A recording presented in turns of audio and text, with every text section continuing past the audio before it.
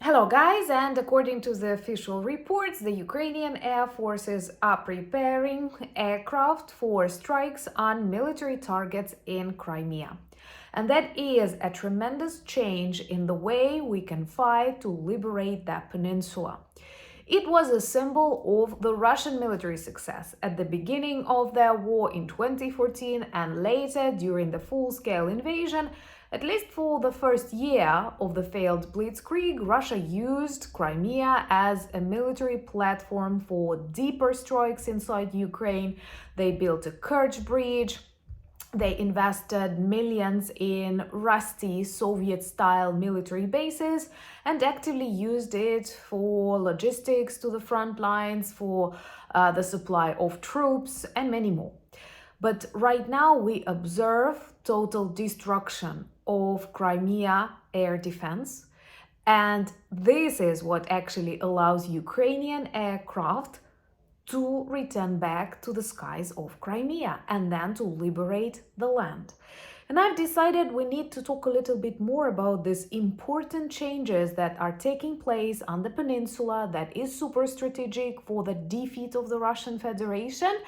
And perhaps this is the second most important strategy of the Ukrainian armed forces after our strikes on the Russian oil refineries. So let's talk more about that in the video. My name is Anna, I'm from Ukraine, I'm in Ukraine, Crimea is Ukraine. Subscribe to witness the collapse of the Kremlin regime together, and please share these videos to support Ukraine and to demonstrate your solidarity, but most importantly to debunk a lot of BS that many people listening to Russian propaganda, watching Russian news still believe. So according to the official reports made available on press conferences of the Ukrainian armed forces, we are working on the usage of Ukrainian aircraft in Crimea for the striking of legitimate military targets there. Maybe this will be flamingos and Ukrainian Neptunes, they love flying, and Kerch Bridge is an illegal, very unnatural obstacle on the territory in the sea. But we can definitely see the preparation and that it is successful. Because at the very beginning of Russia's war, Crimea was occupied really quickly, and all because of a number of mistakes of the Ukrainian government, Russia-funded politicians. We allowed Russian Black Sea Fleet to stay on the peninsula after the renewed independence of Ukraine. And that made the peninsula unsafe because there were dozens of their military bases, Russian military men on the peninsula. So they literally didn't have to travel. They were already there in 2014 when they tried this illegal annexation. No one in Ukraine will ever accept that, no matter what Trump or other people say, because this would be the deadliest precedent for many other countries too. After the Second World War, no annexations ever were legitimized. Because if we agree on something like that, even though we have no reasons for that, but hypothetically, this would open a Pandora box for lots of other countries who can experience similar attacks from larger nuclear neighbors. But right now, Crimea is vulnerable. Crimea is ready to return back home because of the successful Ukrainian strategy. And once again, in 2014, at the beginning of the full-scale invasion, it was way better protected than it is now. And this is not accidental. This is not just because Crimea is close, so it's easier, to test our new long-range missiles. That is a very smart decision because it's it's a symbolic land, it's the annexation begin with it, the war should end with the liberation, but this is all quite emotional, romantic. In reality, this is also an ideal platform for the control of the Black Sea. And Russia wants to use it to influence geopolitics, to influence potentially Georgia, Bulgaria, Romania, even Turkey. And they actually had a way stronger control over the Black Sea before Putin started his blitzkrieg. There are lots of failures that we observe inside Russia, and to know more, check my new video on my new channel where I collected the list of top Russian failures inside Russia since the beginning of the so-called special military operation. Let me know in the comments below on that channel what is your favorite Russian failure. And remember to support our NAFO campaign, because this is what makes the defeat of Russia possible. There are a lot of beautiful tasks and drones that you can adapt, and I link the link here. And subscribe and share the videos. This helps a lot.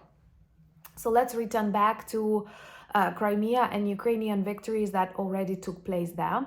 First of all, the destruction of the Black Sea Fleet, the greatest mistake, once again, of the independent Ukraine that allowed them to stay there. But right now, after the effective visits of Ukrainian drones, Ukrainian marine drones, Ukrainian Neptune missiles, they had to relocate the leftovers of the Russian Black Sea Fleet to Novorossiysk, which is in Russia.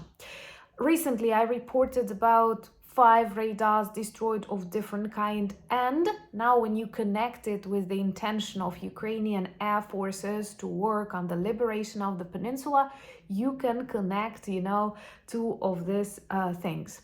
Also, during the months of active demilitarization of the temporarily occupied peninsula, we destroyed a lot of Russian military logistics.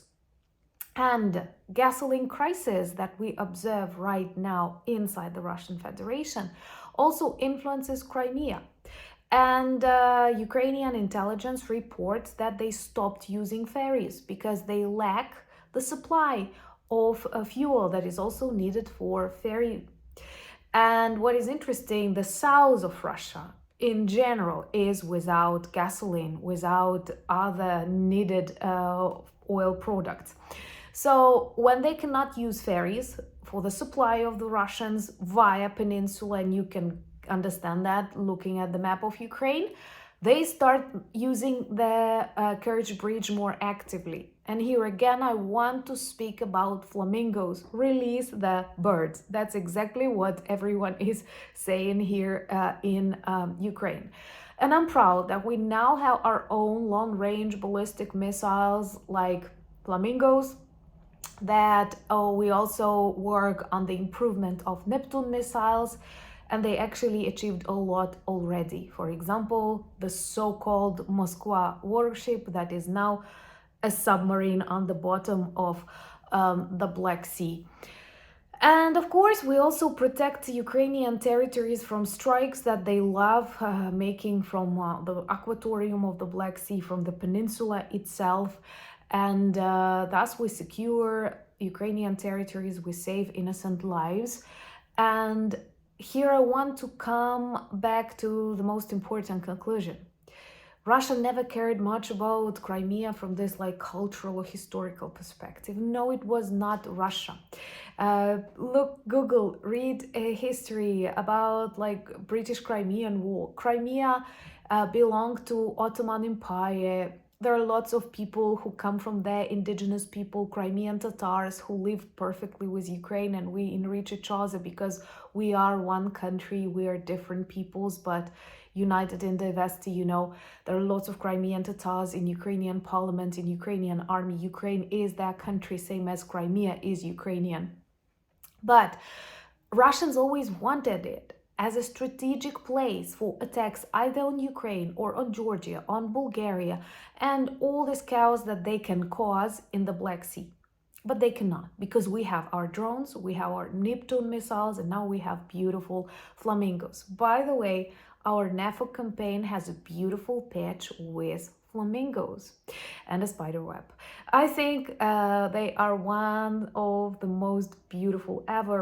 Plus, they perform a really important mission. They save a lot of innocent lives. Join the campaign, support us. That's the best way to invest in peace and to defeat and demilitarize Russia, because you all know that's the only working peace plan. Remember to subscribe to my other channel, Anna Danilchuk, for longer discussions once a week.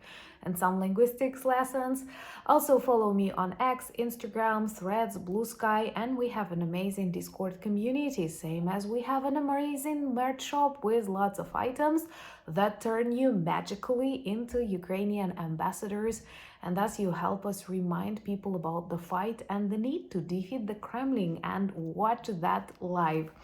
Once again, thank you for buying me coffees, becoming my patrons and sponsors of the channel, but most importantly, thank you for standing with Ukraine. Slava Ukraini!